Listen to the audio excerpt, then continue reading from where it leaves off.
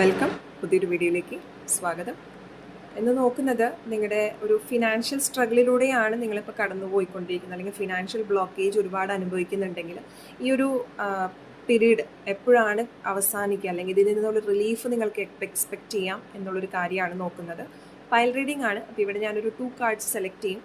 അതിലേതെങ്കിലും ഒരു കാർഡ് നിങ്ങൾ സെലക്ട് ചെയ്യുക. അതിനുശേഷം മാത്രം നിങ്ങൾ ആ ഒരു കാർഡുമായിട്ട് നിങ്ങളുടെ റീഡിംഗ് റെസൊനേറ്റ് ചെയ്യുന്നുണ്ടോ എന്ന് നോക്കാം. എന്തായാലും റീഡിങ്ങിലേക്ക് കിടക്കാം.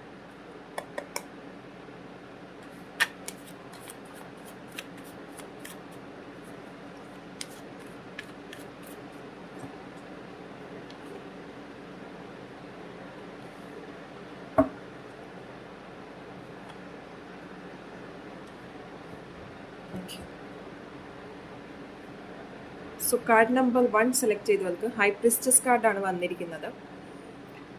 അപ്പോൾ ഇപ്പോൾ നിങ്ങൾ അനുഭവിച്ചുകൊണ്ടിരിക്കുന്ന സ്ട്രഗിള് ഓൾമോസ്റ്റ് ഒരു 1 ഇയറിന് ശേഷം നിങ്ങൾക്ക് പ്രതീക്ഷിച്ചാൽ മതി ഒരു ഫിനാൻഷ്യൽ ഗെയിനോ അല്ലെങ്കിൽ ഒരു ബ്ലോക്കേജസ് ഉള്ളത് ചെറിയ രീതിയിലെങ്കിലും മാറി വരാനായിട്ട് ഒരു 1 ഇയർ സമയം എടുത്തേക്കാം.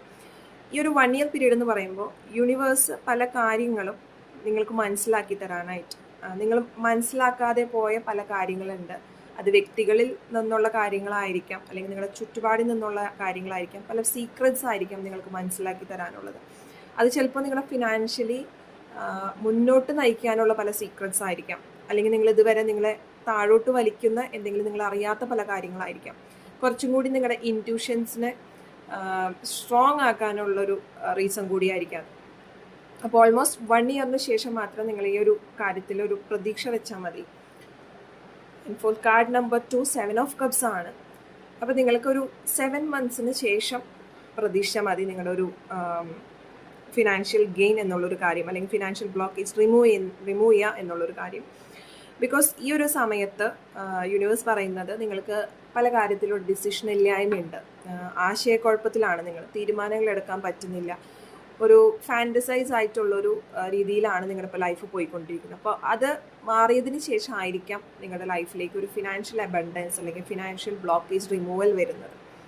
അപ്പോൾ ഇതാണ് പൈൽ നമ്പർ 1 and 2 സെലക്ട് ചെയ്തവർക്കുള്ള റീഡിങ്. വീഡിയോ ഇഷ്ടപ്പെട്ടെങ്കിൽ തീർച്ചയായിട്ടും ലൈക്ക് ചെയ്യാൻ മറക്കരുത്. നിങ്ങളുമായിട്ട് റെസൊനേറ്റ് ചെയ്തുവെങ്കിൽ കമൻറ്റ് സെക്ഷൻ തീർച്ചയായിട്ടും രേഖപ്പെടുത്തുക. പേഴ്സണൽ റീഡിംഗ് ആഗ്രഹിക്കുന്നുണ്ടെങ്കിൽ സ്ക്രീനിൽ കാണുന്ന നമ്പറിൽ വാട്സപ്പ് ത്രൂ കോൺടാക്ട് ചെയ്യാവുന്നതാണ്. ഹീലിംഗ് സെഷൻസ് ആഗ്രഹിക്കുന്നുണ്ടെങ്കിലും നിങ്ങൾക്ക് ഈ ഒരു നമ്പറിൽ കോൺടാക്ട് ചെയ്യാവുന്നതാണ്. എല്ലാവർക്കും ഒരു ശുഭദിനം നേരുന്നു.